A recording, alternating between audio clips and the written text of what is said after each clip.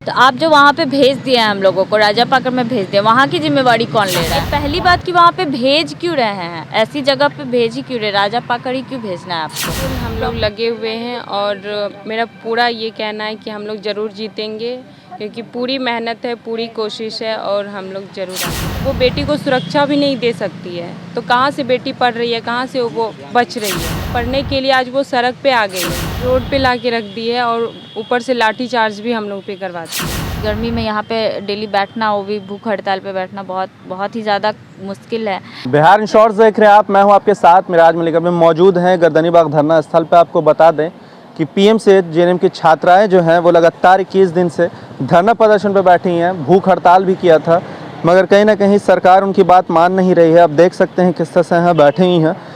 हालांकि 21 दिन हो चुका है, मगर फिर भी जो है अपनी लड़ाई लड़ रही हैं, पीछे नहीं हटी हैं। जो सोच कर बैठी थी अभी तक उसी सोच के साथ बैठी हुई हैं, और जब तक इन्हें हॉस्टल मिलेगा नहीं, पीछे हटेंगी नहीं।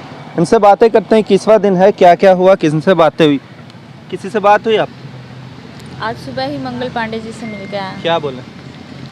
उनका कहना है कि अभी मतलब हम लोग जैसा बता रहे हैं कि हम लोग अलग, मतलब हम लोग ही हॉस्टल बता रहे हैं, तो अब बोल रहे हैं हम लोग कि टेंडर निकाला जाए ताकि वो टेंडर भरा जा सके और हम लोगों को हॉस्टल मिले।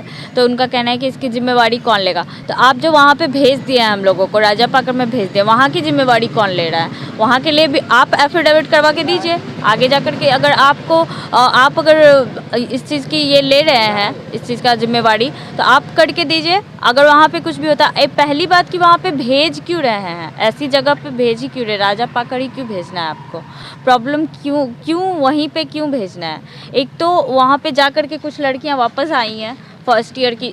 सबसे बड़ी बात कि ये तो धोखा है ना हम लोगों के साथ। आप जब हम लोगों का एग्ज़ाम लेते हैं, एग्ज़ाम के पहले हम लोग प्रोस्पेक्टस देख करके उसके बाद एग्ज़ाम देते हैं, एग्ज़ाम क्लियर करते हैं, रैंक लाते हैं, अच्छा एडमिशन होता है। वहाँ पे आपके प्रोस्पेक्टस में लिखा हुआ है कि आपका एडमिशन जहाँ पे होगा, आपका जो हॉस्टल होगा वो वहीं पे आपको प्रोवाइड किया जाएगा।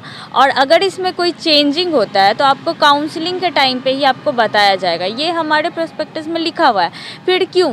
फिर आज हमारा काउंसलिंग तो 1 साल 2 साल पहले ही हो चुका, फिर अब की कैसे आप ऐसा चेंजिंग कर सकते हैं? आप ही का प्रोस्पेक्टस बनाया हुआ है ना, हम तो नहीं बना के दिए थे, आप ही करके दिए थे। फिर आज ऐसे चेंजिंग आप कैसे कर सकते हैं? लगातार 21 दिन से आप लोग बैठी हैं, रात में भी आप लोग यहीं रहती हैं। माहौल है, जाहिर सी बात है कि डर होगा, लड़कियां हैं। कोई आता है देखने के लिए, कोई मिलने आता है? अलग अलग पार्टी के लोग आ रहे हैं, अलग अलग। रात में आ रहे हैं या सुबह आ रहे हैं? दिन में आ रहे हैं। रात में कोई आता है देखने, पूछने आता है कोई? नहीं, कोई पूछने तक नहीं आता रात में कोई नहीं आता। दिन में तो सभी कोई आ जाते हैं, नेता हैं तो दिन में आएंगे ही। रात के वक्त कोई नहीं आता? कोई नहीं, प्रशासन भी नहीं है यहाँ पे। प्रशासन तक नहीं आती है? नहीं। तो प्रशासन अलॉट किया गया था ना, लेडीज पुलिस किया गया था, लेकिन 2 दिन ही बस हुआ था, 2-3 दिन। उसके बाद से नहीं है। और फिर हम लोगों ने एसपी से बात भी की थी इस मामले में, तो उन्होंने बोला कि थाने के आसपास में है तो उसके अंडर में है आप लोग, तो ऐसी कोई घबराने वाली बात नहीं। उनका कहना ये था कि थाना बगल में है तो घबराने की बात है नहीं। हाँ। क्या लगता है, कुछ अच्छी उम्मीद निकल के आएगी, अच्छी खबर आएगी? बिल्कुल हम लोग लगे हुए हैं और मेरा पूरा ये कहना है कि हम लोग ज़रूर जीतेंगे, क्योंकि पूरी मेहनत है, पूरी कोशिश है और हम लोग ज़रूर आगे बढ़ेंगे। अच्छा, पीछे आप लोगों ने पोस्टर भी चिपकाया है वहाँ पे, जिसमें लिखा हुआ है कि 13 वर्षीय किशोरी के साथ 4 युवकों ने किया गैंग रेप। ये राजापाकड़ का है? बिल्कुल राजापाकड़ में ऐसा हुआ? बिल्कुल, लड़कियां जा रही थी तो उन्हें पकड़ के ऐसा इस तरह का घटना घटित हुआ है। अब फिर सरकार चाहती है कि हम लोग उसी जगह पे जाएं। ये कितना दर्दनाक वाली बात है।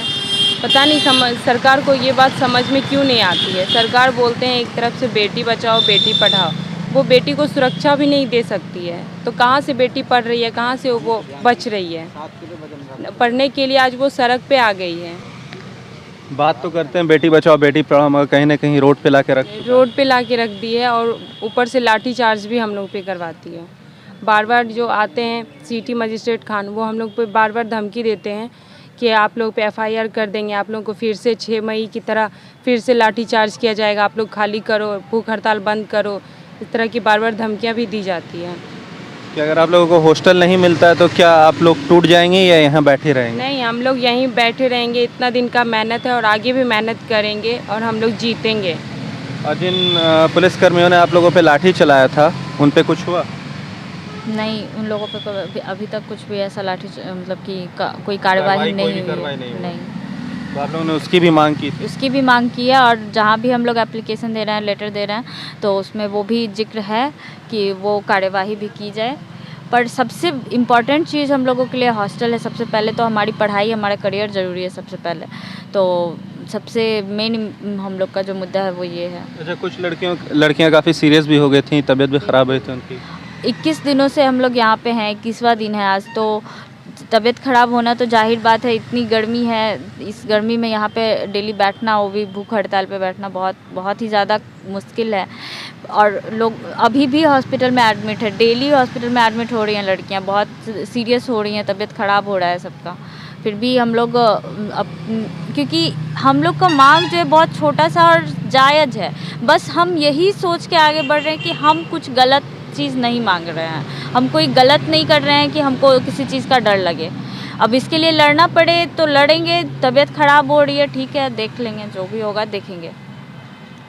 तो देखिए, जीएनएम की छात्राएं थी हमारे साथ। तादाद आपको कम दिख रही होगी, दिखने का रीज़न ये है कि बहुत सारे हॉस्पिटल में एडमिट हैं। जाहिर सी बात है, 21 दिन से धरना प्रदर्शन है, भूख हड़ताल पे थी, तबीयत बिगड़ी है, गर्मी का टाइम है, 45 डिग्री टेम्परेचर चल रहा है इस गर्मी में।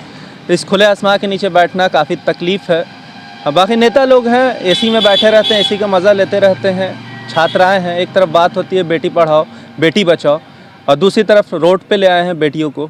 अब वो लोग एसी का मज़ा ले रहे हैं, यहाँ ये लोग जो धूप का मज़ा ले रही हैं, यही चल रहा है। अभी तक ये लोग की मांग पूरी हुई नहीं है। अब देखना ये है कि कब तक ये लोग अपनी लड़ाई लड़ती हैं और कब तक वो लोग चुप्पी साध के अपने एसी वाले रूम में आराम फरमाते हैं। इसी तरह की खबरों के साथ हमारे साथ जुड़े रहें। तब तक के लिए आपका बहुत बहुत धन्यवाद।